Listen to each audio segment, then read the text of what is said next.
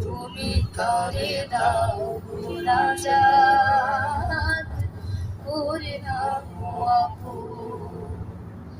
হে প্রভু তুমিও তারে তোমার আরশ ছায়া নিবে করে নাও লালন মাকে করিও লালন।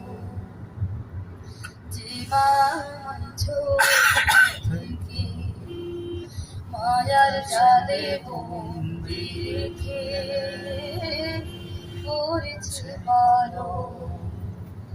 হে প্রভু তুমিও তারে তোমার আরশ ছায়া নিবে করিও লালন মাকে করিও লালন। যে মা ছোট থেকে মায়ার জালে বন্দি রেখে করেছে